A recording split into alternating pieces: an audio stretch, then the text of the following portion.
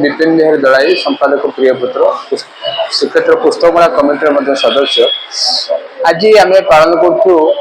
शास्त्रीय ओडिया भाषा दिवस। शास्त्रीय ओडिया भाषा शास्त्रीय मान्यता पाइबा पर आम ये दिवस पालन कर बहुत खुशी अनुभव आम भाषा शास्त्रीय मान्यता पाई सब भाषा पर तेरे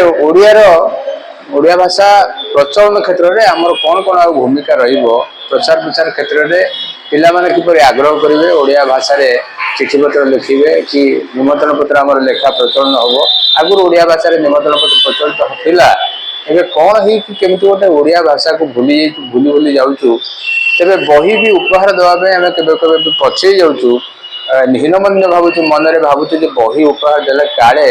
से खराब हे कि ओडिया बही प्रचार प्रसार विभिन्न क्षेत्र में उपहार देवाई बही हूँ प्रकृष्ट माध्यम से पुस्तक मेला भाषार प्रचार प्रसार आज सभा आयोजन होती तेरे आम केते दूर सक्षम हवा आम उत्तर पीढ़ी ओडिया भाषा को किभली भाव में आपणेबे आ निजे खुशी अनुभव करेंगे मो मातृभाषा ओडिया मो माँ ओडिया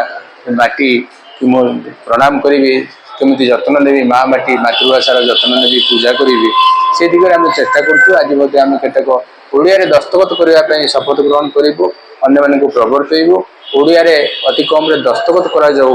भाषा को भूली न जावाई ये गोटे प्रथम प्रयास हो।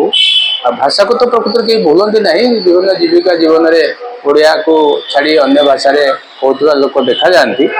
तेरे ओडिया रे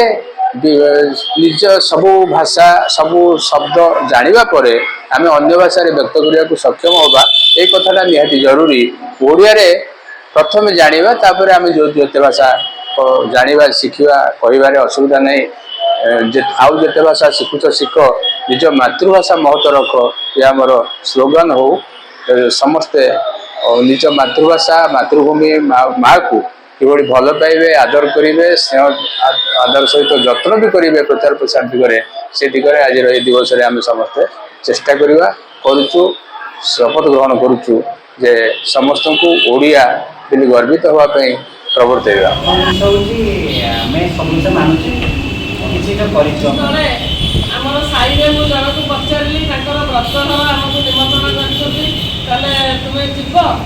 निश्चिंत जी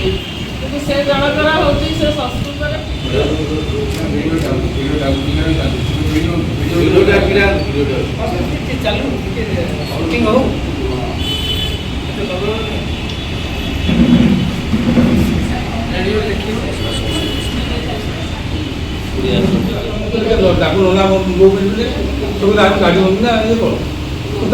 बाप शिखु आम यहाँ प्रचार प्रसार जहाँ करूँ এটা করে দুটো কথা আমাদের মেসেজ নিজে অনুসরণ করা দরকার অনুসরণ করা দরকার ଅନ୍ୟମାନଙ୍କୁ ପ୍ରଭାବିତ କରିବା ଦରକାର ଯେ ଓଡ଼ିଆ ଭାଷା ସମୃଦ୍ଧ ଭାଷା ଯେତେ ଭାଷା ଆଉ ଯେତେ ଭାଷା ଶିଖୁଛ ଶିଖ ନିଜ ମାତୃଭାଷା ମହତ୍ଵ ରଖ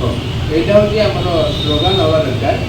ନିଜ ମାଆ ମାଟି ଆଉ ମାତୃଭାଷା ଏଇ ତିନି ଜଣ ଜନନୀ